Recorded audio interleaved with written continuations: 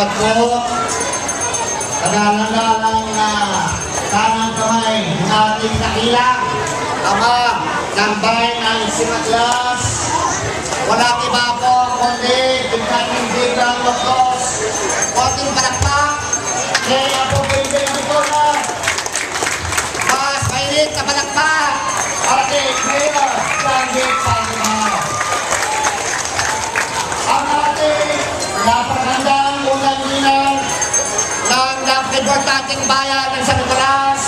Ako, Vicky Saldivar. Ang mga kasama nito ngayon, Manang Emily, ako, Kawad Romar, Saldivar, and of course, Kawad Boton, our PMK, municipal officials. Itong napakagandang umaga po. Good morning to everyone. Mabuhay po ang 114th anibersaryo ng karayaan ng Sambayanang Pilipinas. Ito tayo makatumpate ng matagal sa kapal ang inyong tukal nagkaroon ng sesyon kahapon po. At kung Domingo, your board member, natin 50 years old. Tumanda na po tayo. Half a century old. Pero po, ang importante sa araw nito, huwag natin kalimutan ang mga bayani ng ating bayan.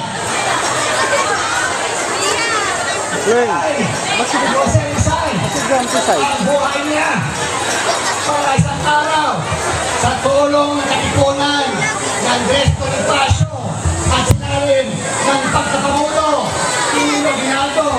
Lahat pa tayo ang kauna-unang panalangin publika sa buong Southeast Asia dito po sa Pilipinas noong 1898.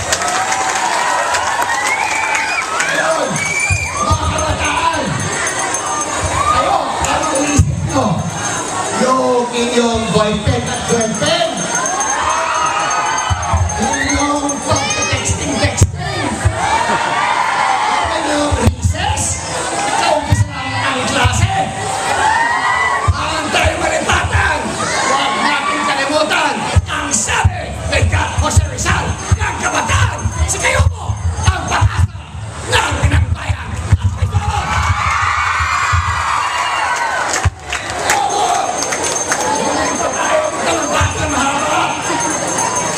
Pero ayon sa front page ng Philippine Daily Inquirer, the Philippines is the cradle of heroes. Bahay ng bayanin ng ating bayan. Jose Rizal, Andres Bonifacio, yung ating death march noong World War II. Natalo tayo! Pero bumalik sa MacArthur, he had returned to claim Philippine independence and democracy. Kaya Pacquiao, natalo, dinay si Pacquiao noong Sunday. Pero pabalik si Pacquiao at inakampi si Bradley sa susunod na laban. Kasi ang Pilipino, hindi natatalo. Ang ating tagumpay, tuloy, habang buhay, maraming bayan, maging una. Okay. Tapos na yung marungan sa pagsalita, wala nang boses. Tapos na yung vocal cords, ang vocalizer, si Bukal, Ranjit Ramusani, taga 6th District, the best district in Pakistan, the best district in the whole of Kanya. Tabo yan mo! Lastly, sa front page ng Philippine Daily Inquirer, Luna del Piran, and the leading of the propaganda movement. Ninoy Aquino, father of our president, pinagaling buhay niya para mabalik ang demokrasya. At huli, noong revolusyon ng 1986, Jaime Cardinal Sen, Cory Aquino, Juan Ponce Enrile, and Fidel Valdez Ramos, saan Wasingan, saan 6th District, saan Pakistan, na tinumba ang diktatorya para kayo, ang kabataan, magkaroon ng isang panalayan kinabukasan.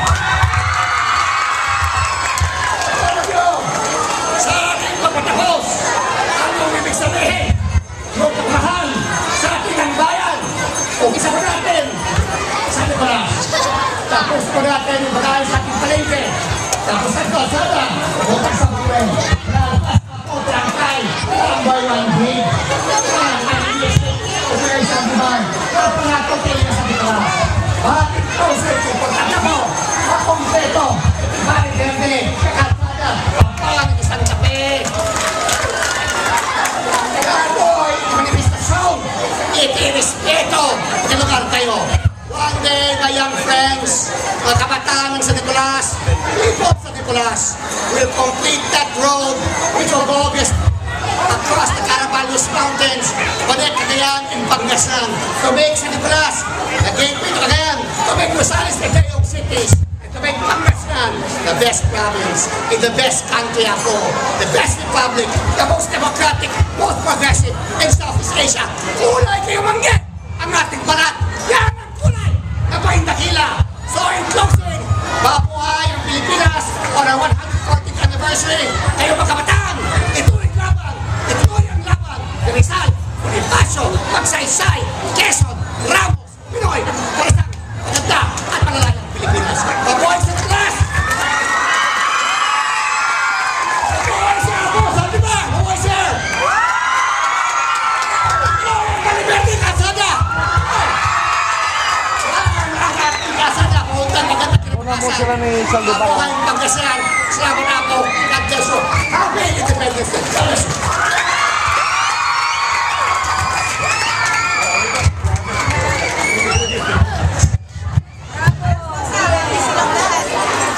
Una mo sila.